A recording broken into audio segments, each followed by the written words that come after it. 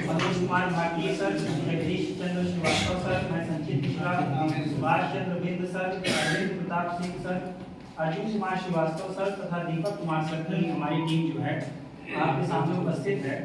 और हमें जो टॉपिक गया था वो है बच्चों में स्व जागरूकता कौशल का विकास कैसे करें। तो अभी हमने जैसे कि अभी ट्रेनिंग के दौरान जाना कि स्व जागरूकता है क्या। स्व जागरूकता या तो आत्म जागरूकता, यानी शरीर के अंदर भी कुछ ऐसा है जो एक शांति या तृप्ति की तलाश में होता है। केवल इंद्रिय नहीं है, भूख प्यास लगना और बाकी चीजों से परे भी कोई एक ऐसी चीज है जिससे हम तो नहीं लेकिन बच्चे ज्यादा निकट होते हैं, क्योंकि वे सामाजिक बंधनों और तमाम रूढ़िवादियों से कुछ ग्रसे नहीं होते हैं। वो खाली, जैसे अभी किसी सर ने कहा था कि वो खाली एक मटके के समान उनमें जो भर दोगे वो वैसे बन जाएंगे। तो हमारे लिए सर्वप्रथम महत्वपूर्ण है स्व जागरूकता, उनके अंतर्गत प्रेम का विकास करना, साहस और बल का विकास करना।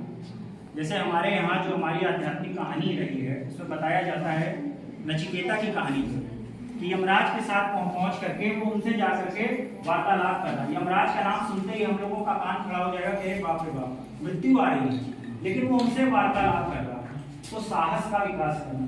तो हमारा जो पहला है कि बच्चों में स्व जागरूकता का विकास परिवार, समाज, माता पिता तथा सर्वाधिक महत्वपूर्ण शिक्षकों के आचरण द्वारा किया जा सकता है। हम उनको करके दिखा दें, तो हम जैसा करेंगे बच्चे वैसा सीखेंगे। अगर हमारी आदत हो कि नाक खोदने की, कान खोदने की, बाल खुजलाने की, तो अगले दिन बच्चा भी करने लगेगा। तो जैसा हमारा आचरण होगा बच्चा उसी आचरण के अनुसार ढलेगा। दूसरा है बच्चों में स्व जागरूकता का विकास प्रेम तथा मानवीय मनोभावों द्वारा किया जा सकता है। वे कब और किन बातों से खुशी और दुखी होते हैं। देखिए उनका जो इमोशनल क्वेश्चन होता है बड़ा बहुत ही कोमल होता है, फूल के समान होता है। बहुत ही छोटी बात से बहुत जल्दी दुखी हो सकते हैं और बहुत ही बेफिजूल जो हमारे लिए उस बात से वो खुशी भी हो सकते हैं। तो हमको ये समझना चाहिए कि वो किस रूप से इमोशनली कैसे मजबूत हो सके, क्योंकि जिस परिक्षेत्र से आते हैं वो लोग, वो इमोशनली काफी खराब होता है। गाली गलौज सीखना, गलत वातावरण में रहना, गलत खान पान, हर तरीके की बुराइयां उनमें आ सकती हैं। अवलोकन तथा निगरानी के द्वारा तथा आसपास की चीजों के प्रति एक सेंसिटिविटी का विकास करके।